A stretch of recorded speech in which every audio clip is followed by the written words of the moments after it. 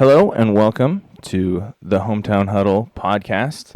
My name is Carter Christensen. Today I'm doing a bit of a solo episode, not totally solo because I am holding my little daughter, Lacey. Lacey, you have anything to say to the people? Nope, nothing to say just yet. Maybe make some noises here and there. So why am I doing this alone today? That's a great question. Typically, we record with all of us. We've done like Tuesdays and Thursdays here and there. Today is Monday, December 23rd. So obviously tomorrow's Christmas Eve, and that's going to make it a little bit difficult to record. So I am just doing a quick kind of solo one, and we'll probably release an episode with everybody else maybe later this week. But yeah, I just wanted to break down some stuff. I thought it was an interesting weekend for football, watching the college football playoff, the past couple weeks really, but the college football playoff, and I had some thoughts on how that relates to, I don't know, small town stuff. But just a quick breakdown of the different games. So Indiana versus Notre Dame was the first one. On, I think it was Friday night, and I think it was 27-17 Notre Dame, but it was not as close as the score says. I think I turned it off. I think it was 24-3 or 27-3. Like, Indiana was just couldn't move the ball. Like, I just thought their offense was not great. Notre Dame was all over them, Notre Dame's defense. And Notre Dame's been impressive. I saw people complaining about them being in or whatever because they're an independent. And they lost to NIU, but that was the second game of the season, and then they proceeded to blow everybody out. So I thought they had some good, I think they're a good team. The only dumb thing I thought about that game is Curt Cignetti, so Indiana's coach, deciding to mouth off before the game. Like, instead of being in the locker room, they even talked about this, but he comes out with the media and talks about how they kick the crap out of top 25 teams. And that's not, like, you can instantly look it up and be like, that's not even kind of true. They beat one top 25 team who didn't finish in the top 25. They beat Nebraska, and then Nebraska proceeded to suck, like, the rest of the year. So it wasn't that cool of a win. Like, they just beat all idiots. They beat all the bottom of the Big Ten and lost to Ohio State. Now, does that mean they're bad? They don't deserve to be in? No, they took care of their schedule, but what a dumb move to come out and talk about how you beat the crap out of top teams when you don't. Like, it's just not true. As if people can't look that up immediately. I thought that was a bad look, especially before the game. And then especially they came out and played so passive and just punted a bunch from situations where they maybe could have gone for it. And I understand there's different decisions that go into that. It's easy to criticize, but I don't know. Go for it. Dan Campbell style. Second game was early Saturday morning. That was SMU versus Penn State. I didn't watch that one just because it was early. We were with family, so I had things going on. Also, didn't really care. I'm a BYU fan, and BYU obviously didn't get into the playoff, and it's their own fault for losing a stupid game to Kansas. I think if they had won that game against Kansas, I think they had a really good shot of being in, especially over SMU. Even though if they'd lost to Arizona State, I think they would have they would have gone to the Big 12 championship, this whole thing. But I just didn't really care for SMU. The BYU-SMU game was boring. BYU's defense absolutely shut SMU down early in the season, and that was before BYU's offense had really figured things out, sort of. So I didn't really think SMU was going to do well. I didn't think they were really that great, all in all. I think their best claim to fame was that their one loss was to BYU, and other than that, they hadn't really done much. But yeah, they sucked. Penn State won. I think Penn State's good. I think that's a team that actually can compete. So they're in this whole 12-team playoff. There's probably only 4 or 5 teams that really have a decent shot of winning, and Penn State's one of those. So next game, Clemson versus Texas. I don't know the final score. Texas beat them by a bunch. That's when I watched the first half of, and I'm like, all right, Clemson's not going to keep up because they just couldn't defend the run at all. Pretty much anything that. Oh no! What do you have to say? You're going to eat the microphone? Okay. Yeah, pretty much anything running-wise Texas wanted to do, they were going to get. And that is just, especially when you fall behind, that's a recipe for disaster because then Texas can just control the clock. And Clemson, honestly, is another one of those teams that never really had a shot. Like, it's cool that they got in. They won their conference championship and so got in. But, yeah, like, not that great. I think that Cade Klubnik guy's pretty good. But, yeah. Good for them making it. Like, that was cool. Got worked by Texas. I think Texas is one of those that maybe does. They're another one that you just don't know how good they are because they didn't play anybody. They don't have any big signature wins. They've beat most of the people they played against except who they lose to? They lost to Georgia in the SEC title. So they're good. Like, they can compete. But they lost to somebody else. I can't remember who. Yeah, tell him about it. Tell him about it. Okay, yeah, I agree with you there. And then the last game was Ohio State versus Tennessee, and Ohio State just absolutely just slaughtered Tennessee. And these games were a lot of fun to watch because I was watching them on ESPN has a bunch of different views. So the Skycast view is really cool because it just gives you like a behind, like it just takes you right behind the offense from the like backside, so you can actually see, which for me is fun, is like the D line, linebackers, and the like offensive line, tight ends, and all that stuff. It kind of cuts the receivers off. I wish it was a little more all 22, so you could see everything. But you get to see a lot of how just what the quarterback's seeing, especially in the box and making like run game decisions. And I mean, I think it was it 42-10? It shouldn't even have been that close. Ohio State was up 21-0. And then they were driving down to score to make it 28-0, and their quarterback tried to throw a home run ball post over the middle, and it got tipped and intercepted. But if you watch that play, I can't remember if it was a fly sweep motion or if they faked like an outside zone. But the running back, whoever they faked it to, comes outside and then runs like a little wheel or a rail route. Nobody's on him. It's like if you get that to that guy in the flat or even 10 yards down the field, I think both guys, if you watch the safety in the corner, I think both took the post. So I don't think there's anybody there covering that guy. And I don't know if it's Judkins or Henderson or whatever. Both those Ohio State running backs are crazy. Like he was going to score. And then I think it would have made it 28-3, but then Tennessee was able to put a little drive together down and just kind of stay alive a little bit going in. I think it was 21-10 at halftime. So, but yeah, Tennessee's another one of those that I don't think anybody really thought had a good shot of winning the title. They just get that SEC bias. Like you look at their schedule too, they didn't play anybody. Like everybody wants to say the SEC is all this and all that, but like you look at Tennessee, they lost to the good teams they played. They beat the bad teams. It's cool they were 11-2. I guess that's deserving of getting in. All things considered. But I would have rather, I mean, I'm biased, but I would have rather seen BYU get in. I would have rather seen, I don't know, not one of these SEC teams, but I don't know. I guess just I feel like the Big 12 didn't get a good shake. The ACC got to, oh, I know, right? The Big 12 got screwed, huh, Lacey? Yeah, tell him about it. Yeah, so I think I would have rather seen Tennessee or SMU out maybe and seen BYU or seen Iowa State. Yeah, somebody that was a little more competitive. Because I think you look at the South Carolinas and the Alabamas, like, they're not going to win either. So let's get some diversity in there. That's the big thing with the playoffs. Do we need to take a little pause? Maybe. I don't even know if you can hear this on the mic. I think she's just bored. I thought it would be fun coming in here to see new stuff. Yeah. Overall, all the games were blowouts. The closest one was Indiana Notre Dame, but that I turned that off before Notre Dame or Indiana had even scored like any points. It was in the third quarter, it was like 27-3. So that one was not as close as the score looks. So saying, oh, like they actually were pretty close. They weren't. They were never close. That was not a good game. Now you see people saying, well, maybe we should reduce. Oh, it's only 4 teams can really win the championship, so let's reduce it to 8 or back to 4. No, 12 is good. I think 12 is the perfect number because I think you get the teams in that actually can win. But I think it's important to have some of these small schools in there. I mean, that's obviously a small school mentality from me, but yeah, I just think I would, BYU is going to go play in the Alamo Bowl and probably have a good game with Colorado, hopefully win. Even if they win that over Colorado, I would rather have seen them go to Ohio State and lose by 30 in the college football playoff. Like, I think it is important for these small schools and small teams, important for the whole landscape of college football to be in. I think you ask even any team at any level, even if they're going to go get killed, wouldn't you rather do it? I think that was a question going into high school football this year with these big round of 32s and round of 24s where, a team like La Jolla was going to have to, okay. Are we taking a break? Let's take a break. We'll come back.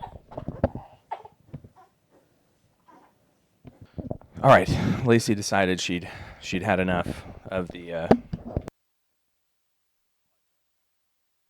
I turned it off. The podcast live. Hopefully this microphone's been on the whole time. It looked like it had.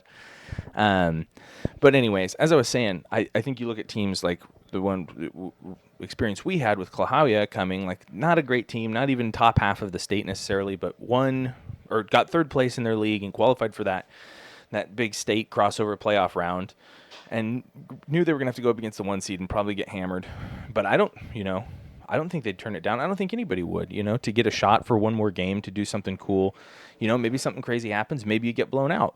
But at least you were there. And so the idea that the media has of, well, why are we even playing this? And it just comes down to money. The media is so stupid. Sports media is crazy nowadays. You wonder why the NBA ratings are tanking so bad. And it's like, man, college football might not be far behind. They've got such a big lead on everybody, but it drives me crazy, the sports media.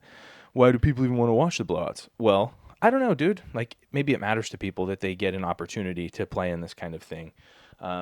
Well, why don't we have Alabama and South Carolina and all these other teams? It's like, well, they lost their games. If you don't like it, maybe you shouldn't have made a 20-team conference. I don't know. The whole thing is so stupid.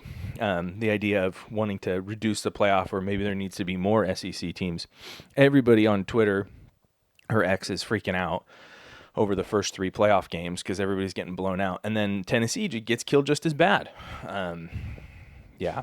The Ohio State-Tennessee game was cool. I think Ohio State, if they play like that, I think good luck beating them. They looked really good.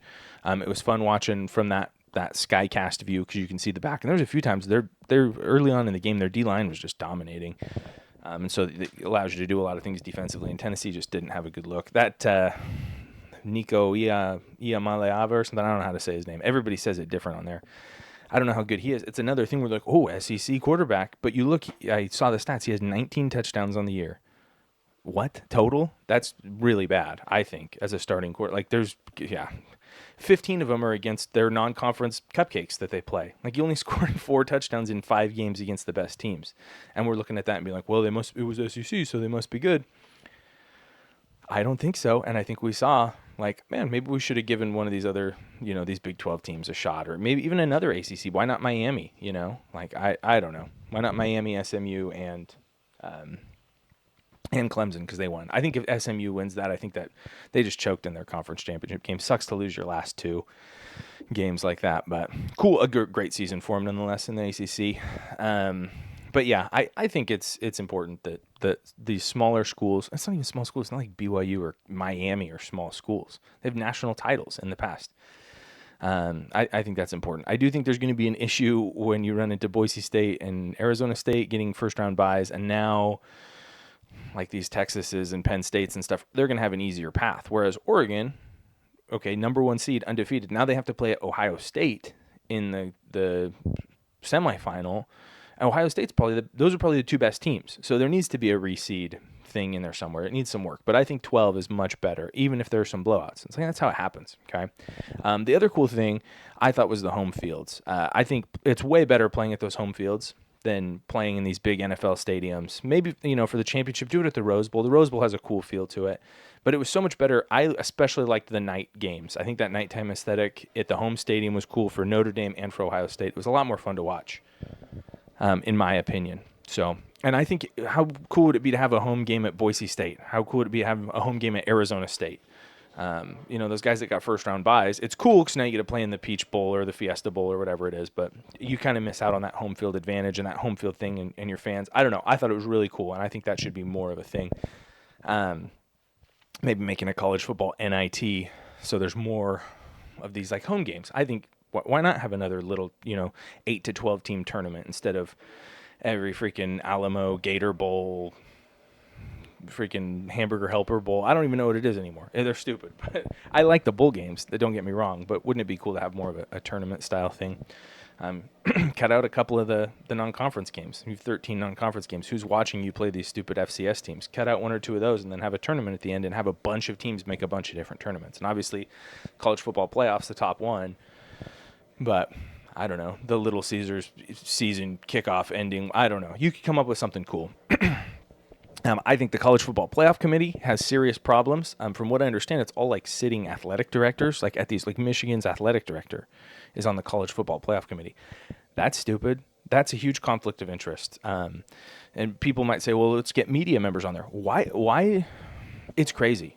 It's insane that you can. By the way, I say crazy a lot. I found if you want to find out the stupid stuff you say and how stupid your laugh sounds, start recording a podcast and listen back to it. You're like, oh my gosh, I thought I just had a nice laugh. But no, it turns out I'm just a total clown with the laugh and saying it's crazy and other things. You just repeat yourself a lot. But I think it's a bad look for the ADs to be on the college football playoff. And I think the only way you could make it worse is if you put media members on the college football playoff committee. There's no worse like pickers and evaluators of things than the current like sports media. It's seriously the worst thing ever. And some of it comes down to just being like money, like they're just trying to make money. And the other thing is just not knowing anything. You look at half these guys. I like Colin Cowherd. He's great to listen to. He doesn't know anything. You could go back and look at all of his picks, and they're stupid. He just talks well. I think you need to have the college football playoff committee be retired coaches, retired ADs, people who actually know and know what to look for in a good team. I think you could get that. I think you look at the Washington State high school seeding committees. They did a really good job. I think you look at every tournament was either 1 versus 2 in the finals, or there was one that was 1 versus 3. But I don't know how Napavine in the 2Bs or whatever was not the 2. Asotin got the 2 somehow, but you proved it anyway. There hasn't been a ton of these like crazy upsets because the seeding's just done correctly because these coaches that are on the seeding committee seem to know what's up. So I think it's really doable. So speaking of the media being stupid, the Heisman. Okay, so Travis Hunter won the Heisman over Ashton Genty. I obviously don't like that. Otherwise, I wouldn't be talking about this being stupid. But just a breakdown of the Heisman versus the Maxwell Award. So these are the two awards that are given to college football players for being the best. Like, it's the most outstanding player. And the Heisman is voted on by the media and former winners. And then there's one vote that's decided by a fan vote on Twitter or X. They just have a poll and you vote. And whoever wins that gets one extra vote, which is basically nothing. So there's really no fan vote. But the media votes on the Heisman and the former winners, which is cool. It was one of the closer ones. Travis Hunter won a little bit over Ashton Genty. If you look at the grades by Pro Football Focus, Travis Hunter's the worst graded Heisman winner since they started doing that. Ashton Genty actually would have been the highest graded ever. He was a 95.3. And then Travis Hunter, I think, was a 90 on defense and an 85 on offense. Wasn't super high graded on either one, but really flashy and a good player. Like, he's good and he played both ways, which is cool. The Maxwell Award is one that people don't hear about a lot unless you kind of pay attention to stuff. And that is voted on by coaches and former winners. And I think there's some athletic directors in there as well.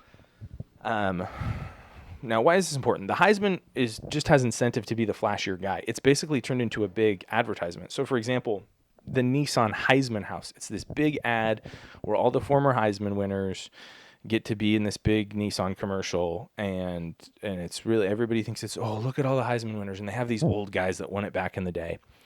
Wow, that's crazy. The media would pick somebody flashy so that they can sell more ads and get more people on this. The Heisman is just the biggest marketing job. It's cool. Like, Travis Hunter's good, and a lot of the Heisman winners have been good, but I think you look back to the last 2 years, you had Jaden Daniels, who stat pad, and he's been good in the NFL. He's not a bad player, but he stat padded against bad teams. LSU was like 8-4. And he had 1,000 yards rushing and a bunch of yards passing and a bunch of touchdowns, but it was all against schlubs. And then you had Penix, who was undefeated and had way better passing stats, wasn't rushing a ton, but all of his big games were against big teams, and they were in the college football playoff, and not the expanded one either. Like, they were in the semifinals and into the finals. Obviously, you didn't know that at the time, but you knew that Jaden Daniels was playing in the famous Idaho Potato Bowl, so, like...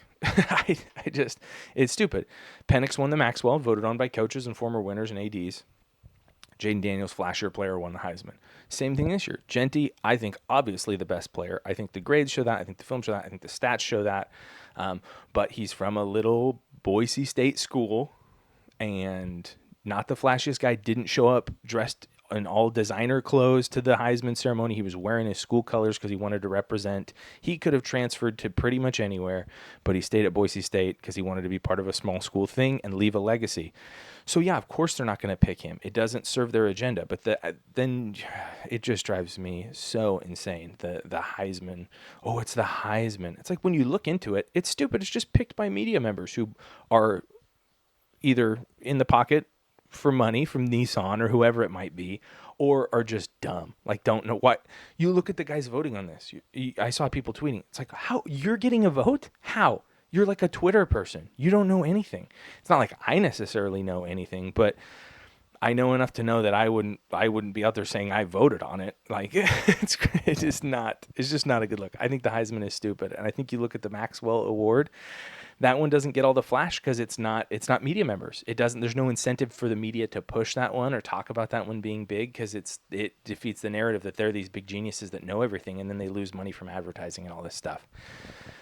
So anyways, I thought that was really interesting. Now, what does that lead us into? The hometown huddle here. I've talked about college football stuff. Well, that brings me on to this. The hometown huddle, Washington all-state, all-classification team voted on by our hometown huddle media team. This is a media voted, so we know that it's good. The hometown huddle. This is all classification, all state, by the way. So here we go. We're going to go through it. We're going to go quick, but just remember this is all 8-man all the way up through 4A, the best players, all state. You can't question this because this is media doing this. So quarterback, Lance Allred, Royal. Running back, Santana Luna, Royal. Offensive line, Asher Garnick, Royal.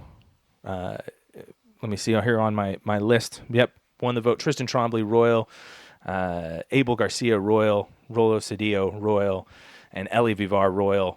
Tight end, Nathan Niebla, great tight end voted, Royal. Receivers, Shea Stevenson, Ben Jenks, Jackson Larson, Royal. That's your first team all-state, all-classification offense. Voted on by the media. Can't question it. Let's go defense. D-line, Alex Arceo, Royal. Asher Garnick, Royal. Orlando Centillan, Royal. Linebackers, Nathan Niebla, Royal. Lance Allred, Royal.